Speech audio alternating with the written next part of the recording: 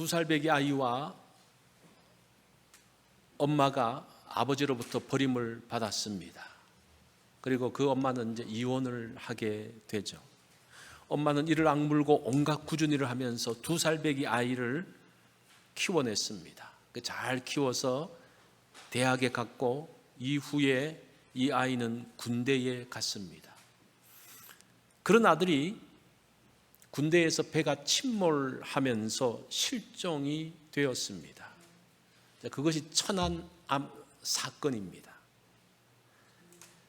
남편에게 버림당하고 혼자 몸으로 어떻게 키운 자식인데 하늘이 무너졌습니다.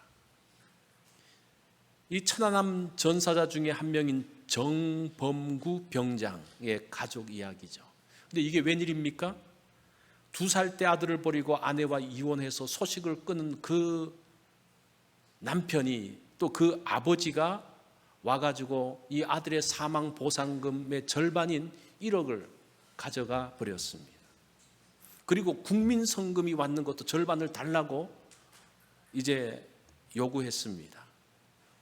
정 병장의 엄마는 이혼당한 후에 치열하게 사느라고 호적을 제대로 정리하지 않고 이혼하고 호적을 정리해야 되는데 그게 안 되다 보니까 여전히 아버지로 있으면서 그 권리를 행사하게 된 것입니다. 이 어머니 심 씨의 가슴은 멍들었습니다. 그녀의 가슴에 한이 맺혔습니다. 자, 오늘 본문에 그런 이야기가 나와요. 그게 2절로 3절의 이야기입니다.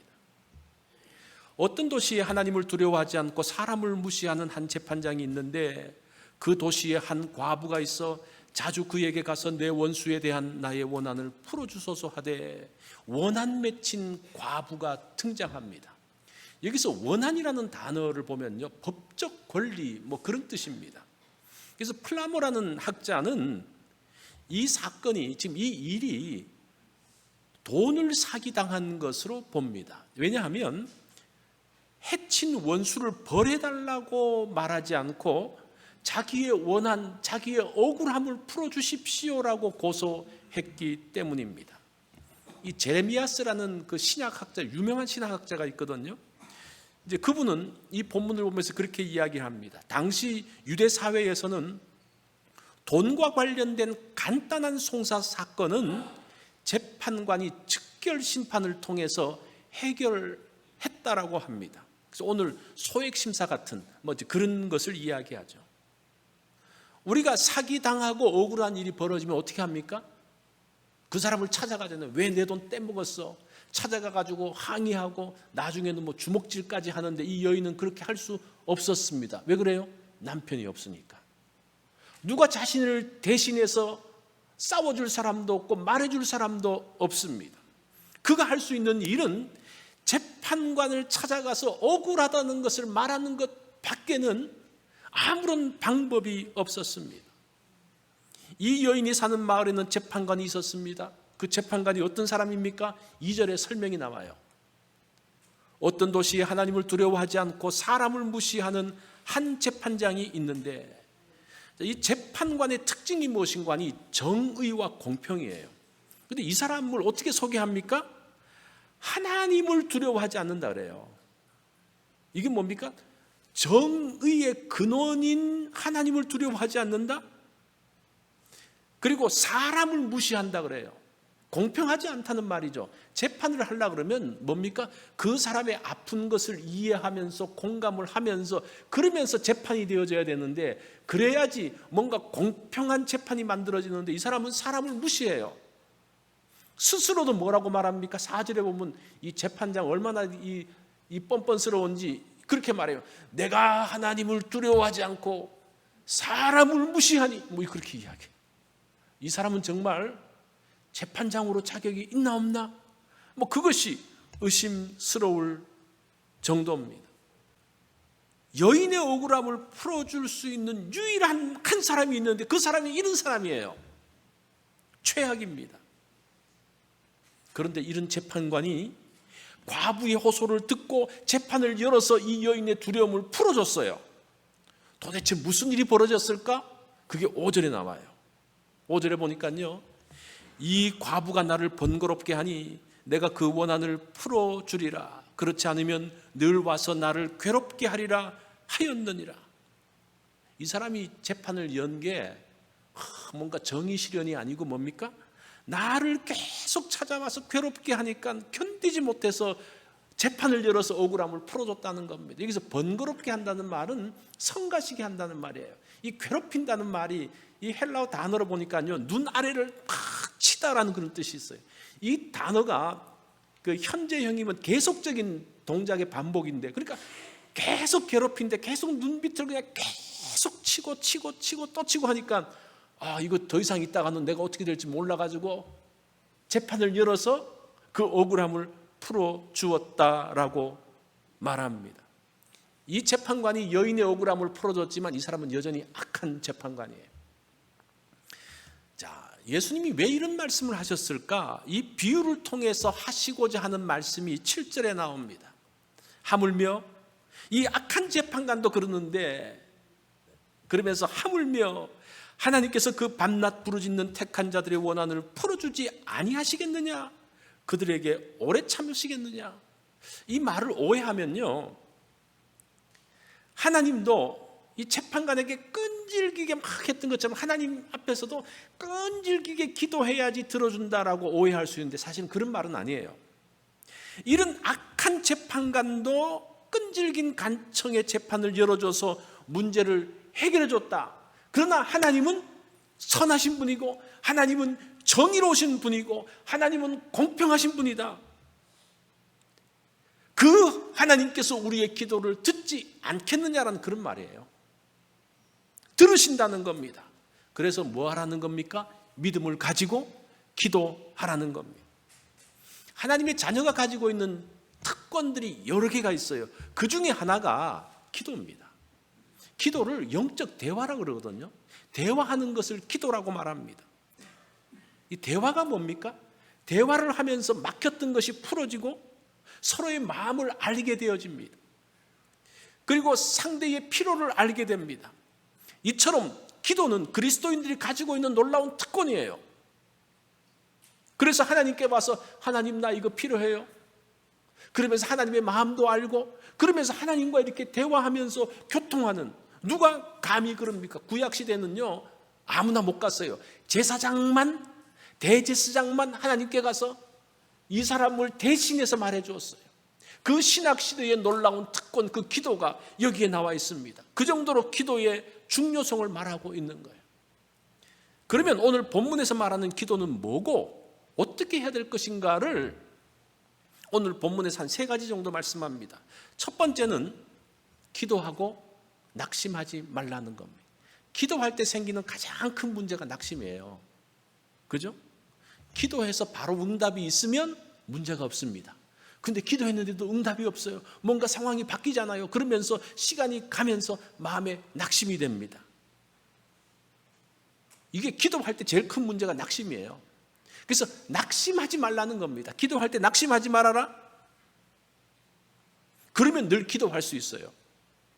이 기도를 대화라 그랬죠.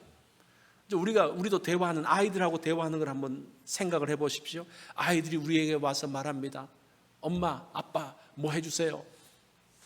그 이야기를 들으면서 그래, 부모들이 아이가 원하면 탁탁탁 해주면 문제가 없어요. 그런데 아이가 말했는데 부모가 반응하지 않으면 그때부터 문제가 생기는 거죠. 그때부터 갈등이 생기는 거죠. 그때부터 낙심하게 되어지는 거죠. 부모 입장에서는 그 아이가 바른 것을 이야기하면 바로 들어줄 수 있어요. 그런데 아이들이 바른 것만 요구하지 않잖아요. 잘못된 것을 요구하잖아요. 어떤 경우에는 위험한 것을 요구하는 적이 있어요. 그러면 들어줄 수가 없습니다. 아마 여러분들이 다 그런 경험들을 했을 건데, 저도 이제 더 젊을 때에 우리 애가 아주 어릴 때에 무엇을 재밌어 했는가 하니 가스불 켜는 거를 재밌어 했어요. 딱 켜면 딱 그러면 불이 탁 올라오니까 그걸 자꾸 하겠다는 거예요. 그럼 어떡합니까? 못하게 해야죠. 그죠? 그렇게 해줄 수가 없을 때가 있는 거예요. 그러면서 실강이가 벌어집니다. 그리고 어떤 요구를 할 때에 최상의 시간이 있어요. 지금 들어주는 것보다는 조금 더 있는 게 좋겠다는 판단이 부모가 들 때가 있어요. 그러면 그때까지는 기다려요. 기다리게 합니다. 그럼 아이는 어떻게 합니까? 낙심하는 거죠. 우리의 기도도 마찬가지입니다. 하나님은 우리의 인생 처음과 끝을 다 알아요. 다 아시기 때문에 이 기도 제목을, 이 필요를 언제 들어주는 것이 최선일지를 아세요. 그래서 그 최선의 시간을 기다리신단 말이에요. 근데 우리는 그것을 모르기 때문에 기다리지 못해요. 그때까지 답답해요. 그러면서 낙심하게 됩니다. 어떤 경우에는 들어주면 문제가 생길 수가 있어요. 하나님은 최선의 것을 주시는 분입니다. 선하신 분입니다. 그것을 믿으면, 그것을 알면요, 낙심하지 않는다는 거예요. 그래서 중요한 것은 하나님은 정의로우신 분이고, 하나님은 선하신 분이고, 하나님은 공평하신 분이라는 것을 믿는 게 가장 중요해요. 기도할 때 그게 제일 중요해요. 그래서 그 말씀을 하는 겁니다. 그렇게 한다면 낙심하지 않는다는 겁니다. 3년을 우울증으로 고생하는 청년이 있었습니다. 그는 지독하게 가난했습니다. 한때는 기름때 찌든 작업복을 입고 기계를 고치는 일을 했습니다. 그 후에는 리어커를 끌고 다니면서 사과 장사를 했습니다. 또 산동네 판잣집을 돌면서 양말을 팔기도 했습니다. 그런 그에게 소박한 꿈이 있었습니다. 그 꿈이 무엇인가 하니 화가가 되는 것이었어요. 그래서 자기가 그림을 그리고 그걸 팔려고 하지만 아무도 사주는 사람이 없었습니다. 그래서 이제 그 사람이 도남여중, 또 마로니에 공원, 정독 도서관 앞에서 그 그림을 펼쳐놓았지만 아무도 관심을 주지 않았습니다.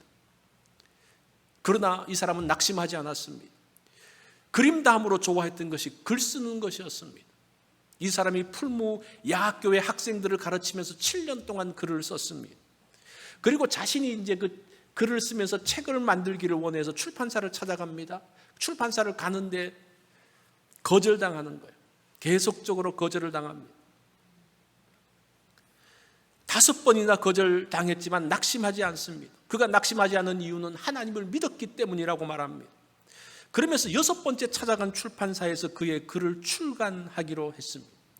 그렇게 해서 발간된 책이 연탄길이라는 책입니다.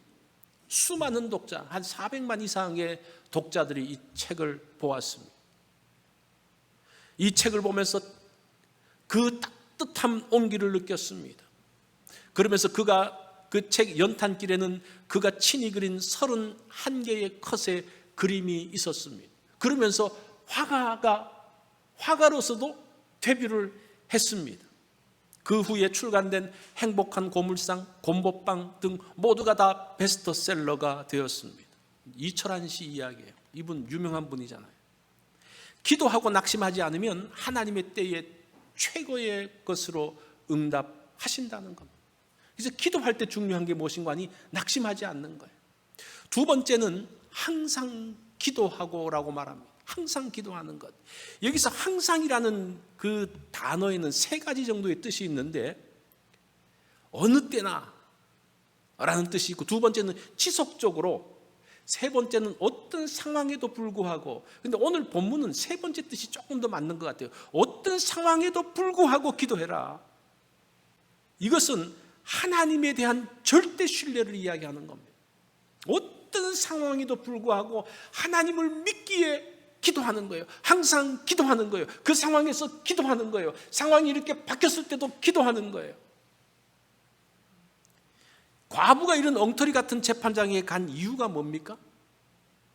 그 동네에서 그 사람만이 문제를 해결할 수 있다는 거예요. 이제 기도할 때 누구에게 기도하느냐가 굉장히 중요하거든요. 우리의 기도를 해결할 수 있는 분이 누굽니까? 그거를 알아야 되는 거예요. 이 비유에서는 엉터리 같은 재판관이지만 이 사람만이 해결할 수 있기 때문에 이 사람이, 이 여인이 계속 그 사람한테 간 거예요. 누가 해결자인 줄 알았습니다. 간구의 대상을 정확하게 알았습니다. 나의 상황과 나의 문제를 해결할 분이 누구인지 바르게 아는 게 중요해요. 사실 어떤 문제가 생길 때 여러분 생각하잖아요. 야, 이 문제를 누가 해결할까? A라는 사람이 해결할 수 있구나. 그럼 A를 찾아가잖아요. A를 찾아가서 뭔가 문제를 해결하려고 그러잖아요. 그래서 내가 판단할 때 이 문제 해결을 A가 할 수 있으면 기도 안 해요. 그 A를 찾아가요. 그죠? 우리가 이제 그렇게 사람의 마음이 그렇게 될 수밖에 없어요. 그런데 그 사람한테 가보니까 뭔가 이 사람이 안 되는 거예요. 뭔가 받아주지를 않는 거예요. 그런데 이 사람하고 대화를 해보니까 이 사람도 해결할 수가 없어요. 그러면서 또 다른 해결자를 찾는 겁니다. 계속 해결자를 찾다가 마지막 해결자가 누구인지, 그 모든 것들이 안 되고 난 다음에 마지막 해결자가 누구인지를 찾는데 이제 나중에 하나님께 나아가는 거예요. 그래서 우리가 이 상황에서 궁극적인 해결자가 누군지를 아는 게 중요해요. 그래야 기도를 할 수가 있어요. 그전에는 하나님이 해결자라는 것을 믿지 않으면요, 기도 안 하죠. 그 해결할 수 있는 사람을 찾아가는 거죠. 그래서 기도에서 중요한 것은 무엇인가 하니, 하나님을 신뢰하느냐, 하나님이 과연 해결자이냐에 대한 절대 신뢰, 절대 믿음이 필요하다는 겁니다. 빌 하이벨스 목사님이 젊을 때의 아버지가 심장마비로 돌아가십니다. 그 아버지는 젊으셨고 대단히 활동적이었습니다. 그 아버지의 죽음 소식을 듣고 이 빌은 미시간으로 향해서 가면서 생각을 합니다. 아버지 없는 인생을 어떻게 꾸려갈 수 있을까? 갑자기 자신이 없어졌습니다. 아버지는 세상에 누구보다 자신을 믿어주었습니다. 그날 밤에 빌이 하나님 앞에 기도합니다. 왜 이런 일이 일어난 겁니까? 아버지의 죽음을 어떻게 이해해야 합니까? 아버지가 없으면 나는 어떻게 살아야 합니까? 누가 나의 학비와 나의 필요들을 채워줄 수 있습니까? 그러면서 이 빌이 걱정하면서 기도하는 거예요. 그 기도는 한밤중까지 이어졌고, 그때 하나님께서 그 마음 가운데 말씀해 주십니다. 나는 능력이 있다. 너는 나로 족하다.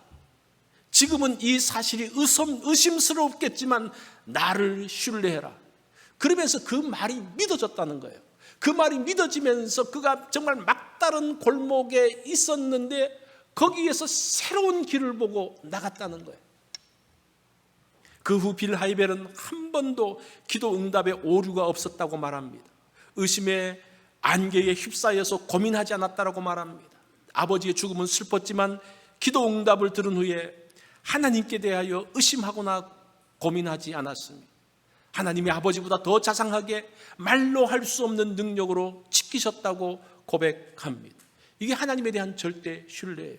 이건 이분의 고백뿐만 아니라 일찍 부모를 여였던 분들의 고백이 아닙니까? 믿는 사람의 고백이 아닙니까? 사실은 저도 대학 시절에 아버님이 돌아가시면서 정말 막막했던 어떤 그 상황들, 하나님이 우리를 지켜주시는 거예요. 그런 상황에서 어떤 상황이든지 간에 다양한 상황이 있지만 그 상황에서 기도할 수 있다는 거예요. 그게 항상 기도한다는 말입니다. 마지막 세 번째로, 기도는 믿음의 표현입니다. 믿음의 표현이에요. 오늘 이 비유의 결론이 잘 이해가 안 돼요. 8절인데 우리 다 같이 한번 읽어볼까요? 시작. 내가 너희에게 이르노니 속히 그 원한을 풀어주시리라. 그러나 인자가 올 때에 세상에서 믿음을 보겠느냐 하시니라.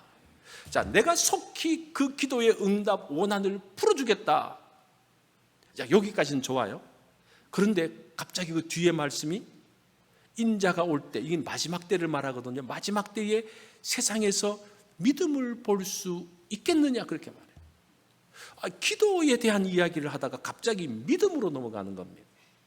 이 말씀은 예수님께서 기도의 중요성을 지금 말하고 있어요. 하나님이 기도 응답하실 것이라는 것을 말씀합니다. 그러면서 내가 기도 응답을 할 거야. 그런데 마지막 때에 믿음으로 기도하는 사람을 보지 못할까 봐 걱정하시는 예수님의 말씀이라는 거예요. 그래서 기도는 믿음과 굉장히 밀접하게 연결되어져 있는 것을 말하고 있습니다. 믿음으로 사는 게 뭡니까? 항상 기도하고 낙심하지 않는다는 거예요. 믿음을 가지고 있다고 하면서 기도하지 않는 사람은 믿음이 없는 사람이라는 거예요. 너는 믿어. 그러면서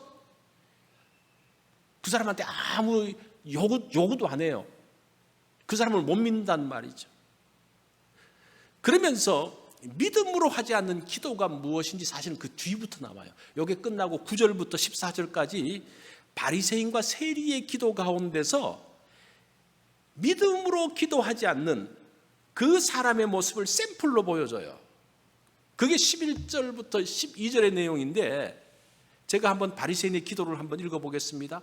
바리새인은 서서 따로 기도하여 이르되 하나님이여 나는 다른 사람들 곧 토색, 불의, 간음하는 자들과 같지 아니하고 이 세리와도 같지 아니함을 감사하나이다. 나는 일회에 2번씩 금식하고 또 소득의 11조를 드리나이다. 자, 이게 기도인가? 바리새인의 기도는 하나님의 공의가 이루어짐을 기도하지 않아요. 자신의 공의를 드러내고 있어요. 나는 토색도 안 하고 불의도 안 하고 간음도 안 하고 일회에 일주일에 2번씩 금식하고 11조도 했고 나는 저 세리하고도 다릅니다. 이거는 기도가 아니라는 거. 이건 믿음으로 하는 기도가 아니라는 거. 하나님을 믿어서 하는 게 아니고 자기가 그렇다는 것을 지금 말하는 자기 공의, 자기 선함을 지금 말하고 있는 게 과연 기도냐? 그런 말이에요. 인자의 때에 하나님에 대한 기도를 신뢰하면서 믿음으로 나간 사람이 있느냐? 글쎄 바리새인을 보니까 걱정이네 그런 말이에요. 그래서 우리가 성경을 볼 때에 딱 그 문맥만 보는 게 아니라 그 다음으로 연결시키는 것들을 볼 필요가 있습니다. 우리가 믿음대로 살지 못하는 이유가 뭘까요? 나 혼자 믿음대로 살았다가는 나 혼자 손해보고 나 혼자 억울함 당하고 나 혼자 어려움 당하는 이제 그것 때문이잖아요. 우리가 믿음으로 살고 싶어요. 그런데 믿음으로 살면 실제적으로 당하는 많은 문제들이 있어요.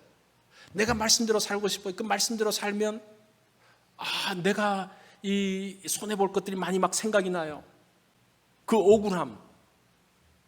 예수 잘 믿으면 잘 되고 잘 살아야 하는데 그런 것 같지가 않아요. 그리고 내가 원하는 것과 하나님의 뜻이 달라서 또 망설여지기도 합니다. 그래서 기도하는 일에서 멀어지는 거예요.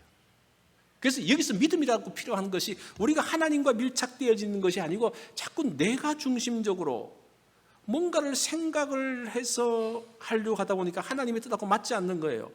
그게 뭡니까? 지금 바리새인의 기도하고 비슷한 거예요. 하나님께서 원하시는 거하고 내가 원하는 게 지금 다르게 움직인다는 겁니다. 믿음으로 살면 잘 살게 됩니까? 자, 여기서 잘 산다는 기준이 굉장히 중요한데 대부분의 사람은 잘 산다 그럴 때 어떤 사람이 잘 산다 그래요? 부자들 보고 잘 산다 그래요.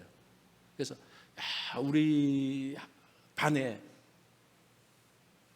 어떤 애가 있는데 그 애 잘 살아.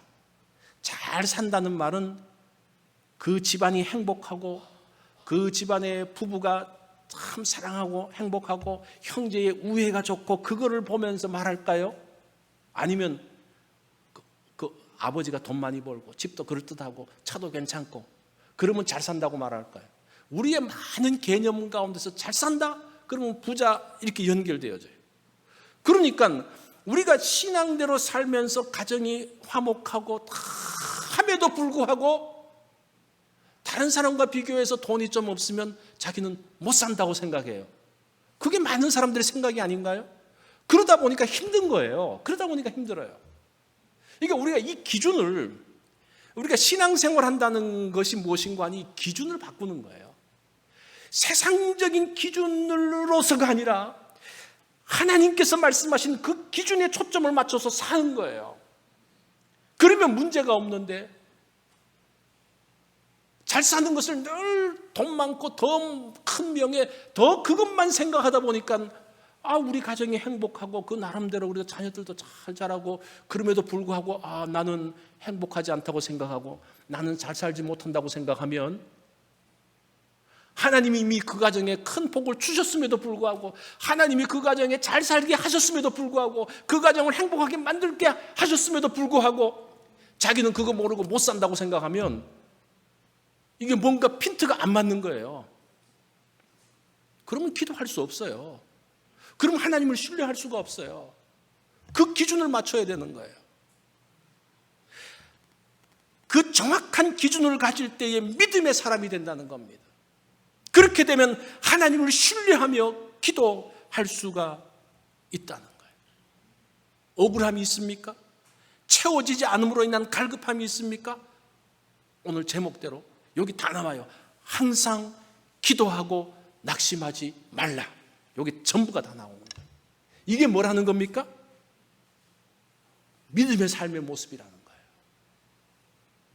그러면 하나님께서 우리 가운데 풍성함을 누리게 하신다는 겁니다. 자, 여러분 오늘 이 말씀을 보면서 여러분들 기준을 바꾸셔야 돼요. 무엇이 소중한 것이고 무엇이 잘 사는 것이고 무엇이 복된 것인지 그 기준을 바로 아는, 그래서 하나님께서 그 기준에서 하나님께서 우리에게 복을 주신다면 그것을 보면서 감사하는 거예요. 하나님과 대화하며 하나님 앞에 기도하는 우리 믿음의 사람들이 되시기를 바랍니다. 기도하겠습니다.